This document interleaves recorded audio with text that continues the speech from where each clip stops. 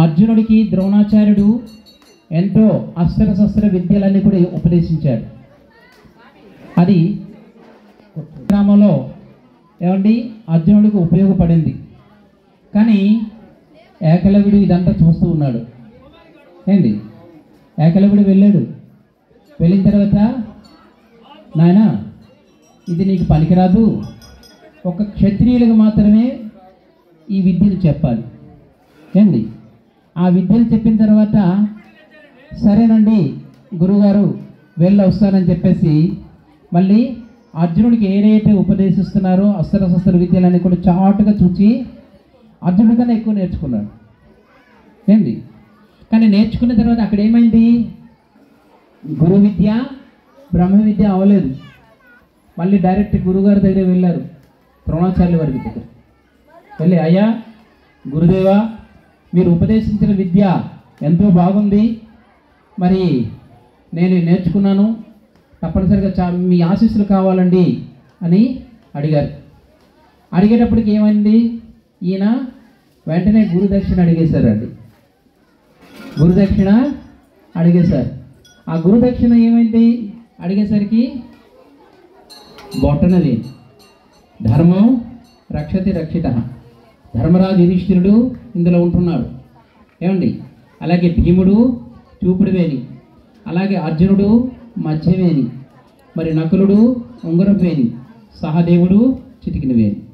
కాబట్టి మిత్రం ఇక్కడ బాగా తెలుసుకోవాలి ఏంటంటే ఈ 5 వేలు కలిస్తే, ఈ 5గురు కలిస్తే ఎన్నో పనులు ఉంటాయి.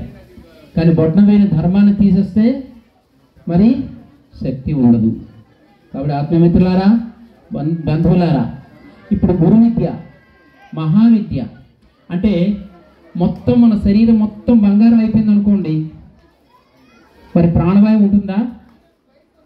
ప్రాణవాయువు పంచేది. ప్రాణ వ్యాన ఉదాన సమాన అపాన వాయువు, ఈ 5 వాయువులు కలిస్తే పంచతత్వములు, పంచభూతములు కలిస్తే 6 చక్రాల నుండి సహస్రార చక్రం వరకు కూడా బాగా పనిచేస్తుంది.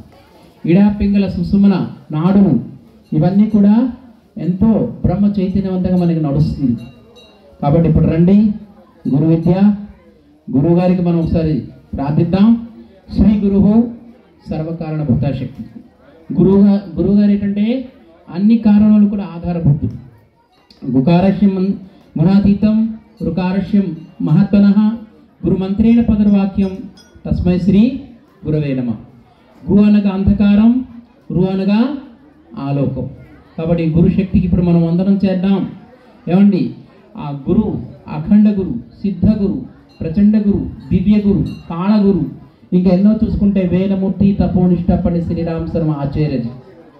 ఈయన తపస్సాధన చేసింది ఏంటంటే సంవత్సరానికి 24 లక్షల గాయత్రి మహామంత్రం తాను తపస్సు పూర్ణం చేసి ఏకభుక్తం అంటే ఒకటి మరి చప్పిడి ఆహారం అంటే ఉప్పు పులుపు కారము ఏది తినకుండా గో సంస్కృతంతో అంటే గోవు ఏదైతే మల విసర్జనం చేస్తుంది ఏమండి గోమయం, అందులో వచ్చినటువంటి జొన్నల్ని మళ్ళీ పిండిగా తయారు చేసి ఒక రొట్టి తన ఆహారంగా తీసుకునేవారు, ఇంకొక రొట్టె గోవుకి ఇచ్చేవారు, ఇంకొక రొట్టె బలి వైశేగ్యం అంటే హోమంలో వేసేవారు.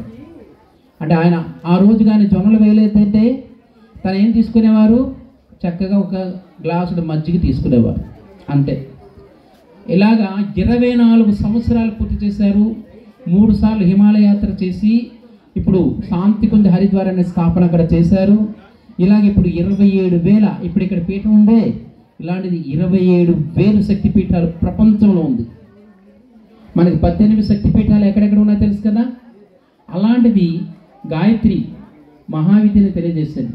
ఇప్పుడు రండి మరి సంగీత మాధ్యమాలు ఒకసారి స్తుతించాక మళ్ళీ ఈ కార్యక్రమాన్ని కార్యక్రమాన్ని ప్రారంభిద్దాం. రెడీ, ఒకసారి గానం చేద్దామండి. మీరు కూడా మాతో పాటు గట్టిగా వెనక్కి చెప్పాలి. రెడీ.